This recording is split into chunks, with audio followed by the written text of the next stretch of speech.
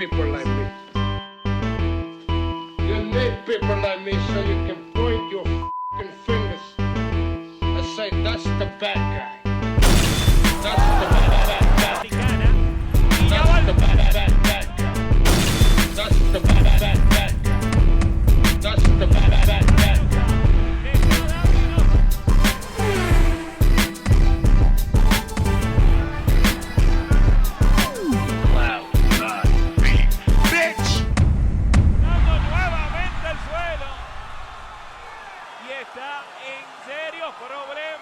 De la noche, Stephanie Piñeiro.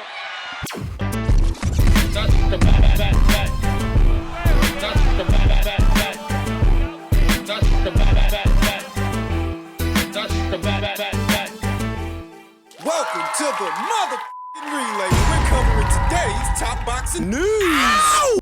Okay, we'll start with this. It's official. The rumblings were true, and the WBA has ordered the fight between Erica Cruz, the champion, and Nazarena Romero, the challenger. The World Boxing Association Female Championships Committee ordered the fight between the super bantamweight champion and the challenger. The organization sent the communication to both parties on Wednesday, January 17th, and the 30-day period to reach an agreement will be extended from January 18th to February 18th next month. Cruz comes from defeating Malignaggi Rivas last November 18th in Los Angeles to become the new 122-pound champion. No rematch for Rivas. Looks like Malignaggi, the former champion now, won't be getting the opportunity to win her title back from Erica Cruz. Erica, who now faces Nazarena Romero, this will be a very different assignment for Erica. In Erica's last fight, she had to try to cut off the ring and close in on Malignaggi Rivas, who was moving lateral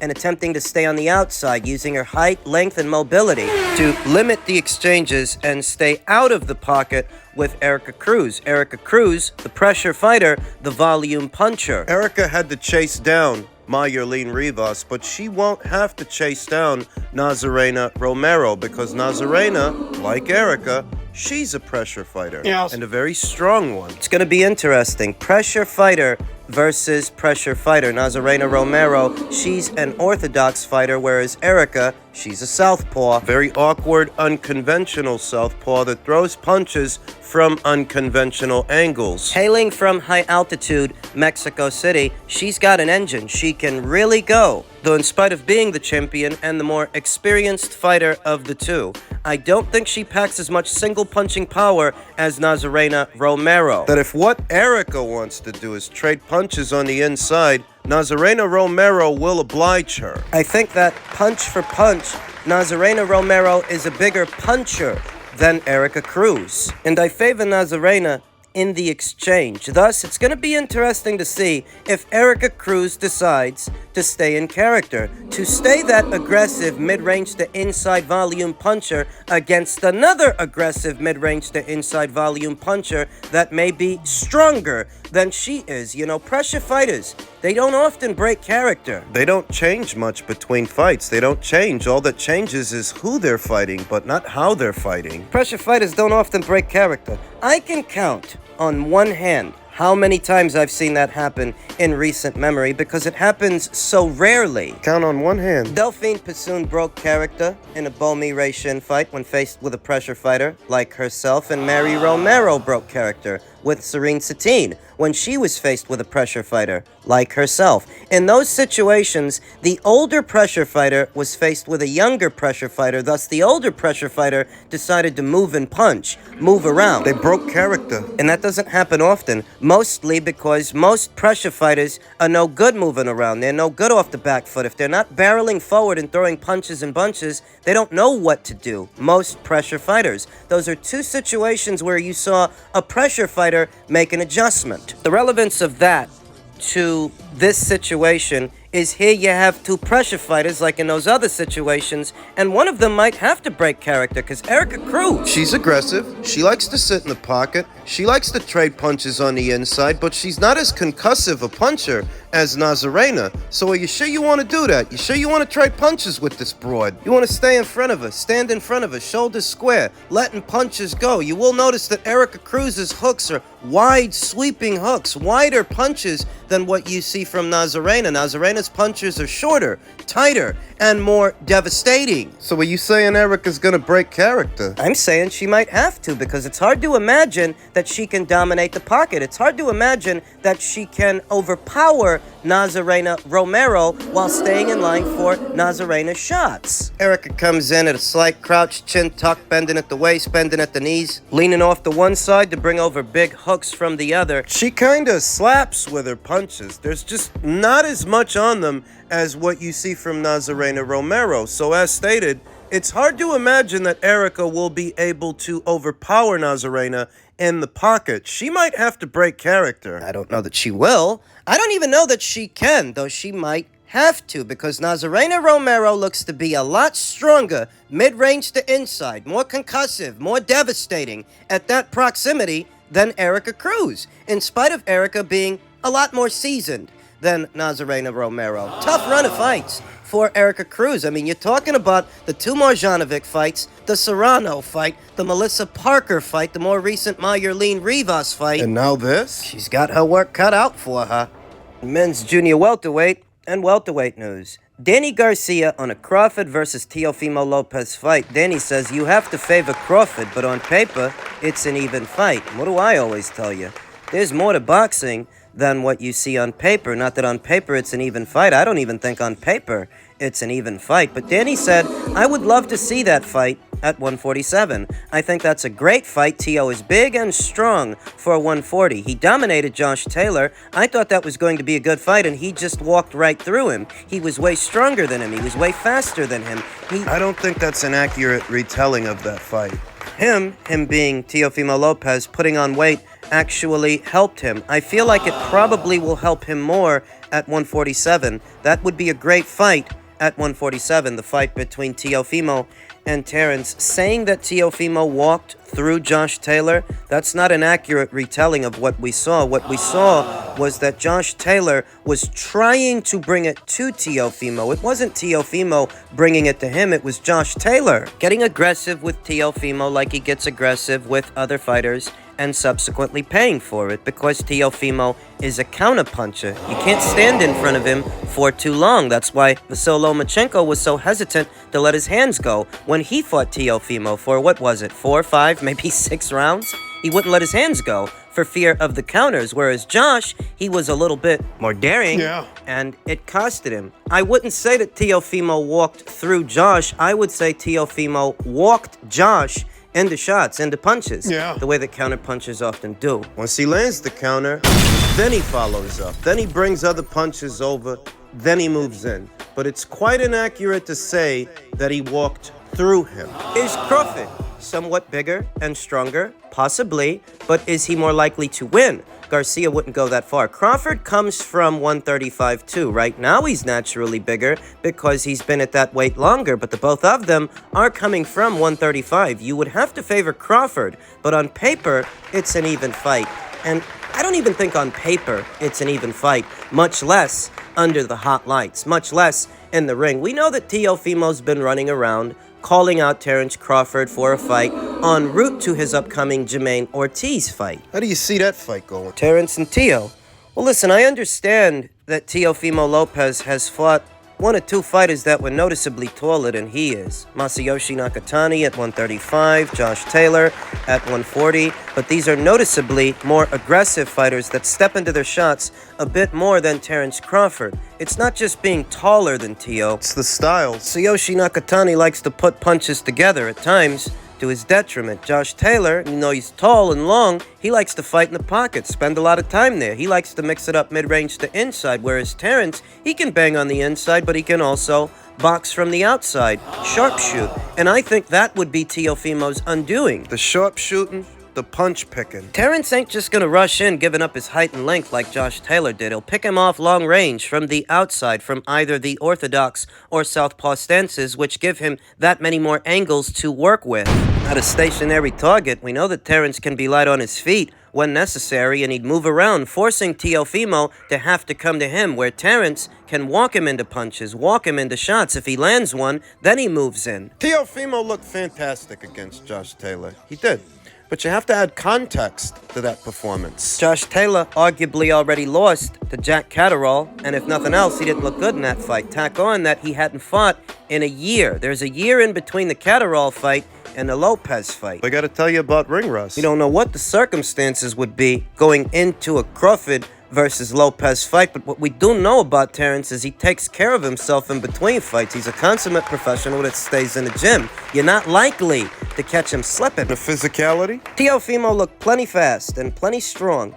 Opposite the ring, Josh Taylor, he did. Perhaps moving up in weight, not boiling down to 135 and campaigning at 140 resulted in him being a more invigorated fighter with more to give the night of a fight. But some of what you saw was ring rust from Josh Taylor, and some of what you saw was him staying at that weight for too long. It's not one way. Some of what you saw was Josh giving up his height to Teofimo, which Terrence wouldn't. He didn't give up his height to Felix Diaz. He didn't give up his height to Sean Porter. I don't think for a second he'd give it up to Teofimo. He'd pick him off long range and break him apart. Break him down. Bust him up. And after a few rounds and the damage has set in, he lands hard, sees the guy's hurt, gets him out of there. I'm sorry, but I don't actually think Teofimo is in Terrence Crawford's league. I heavily favor Terrence Crawford to win that fight. Not because Teofimo isn't good, it's because Terrence is better. Teofimo's got some tools. Just not as many as Terrence Crawford. And physically, if we're going to talk about physicality, I think Terrence is a lot stronger than Teofimo. Teo's been knocked down by George Kambosos. He's been knocked down by Sandor Martin. Those guys walked him into punches, and you think Terrence can't do better? I think Terrence is taller than the both of them. Off the back foot and moving lateral. You think he can't knock him down when those guys could? Of course he could. Of course he could knock him down. More than knock him down. I think Terrence would knock him out. But it's neither here nor there, because in spite of Danny's assessment of Teofimo's call-outs, that fight ain't about to happen. Teofimo's at 140 and Terrence Crawford may be in the process of leaving 147. I heard something about Team Crawford targeting a fight with Tim Tszyu at 154. It's a nice conversation piece, Terrence versus Teo, but it's not realistic, which is likely the only reason Teo's calling him out, because he knows the fight's not realistic. It's not likely to happen.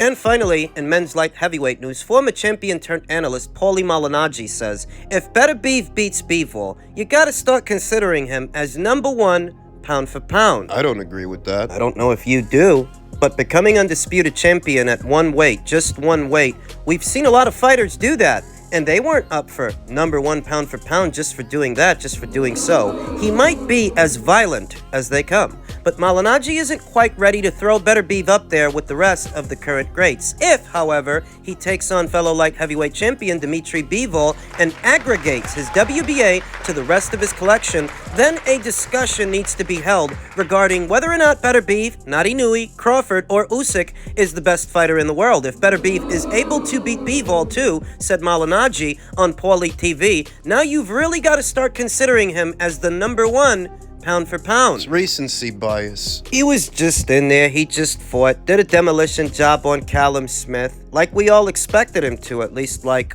I expected him to. No surprises. And for that, now Paulie Malignaggi has him up for #1 pound for pound if he beats Dimitri Bivol. It's little more than recency bias. My thoughts. He will definitely gain ground on my list if he wins, if he beats Dimitri and becomes an undisputed champion. But he's hardly the first undisputed champion that we've seen in recent memory. So should that alone, that should make him #1. Terrence has been undisputed 2 times. So has Inoue across more weight classes than Artur Beterbiev. I don't know how anybody else's pound for pound list works, but mine doesn't work like that. Because he's got 100% knockout percentage at one weight. I'd wager if Naoya Inoue would have never moved up, if he wouldn't have moved up 3 times, and he was still at light flyweight right now, he'd be knocking everyone out there. Everyone out you put in front of him. Pound for pound, so often it's brought up with so little consideration for what it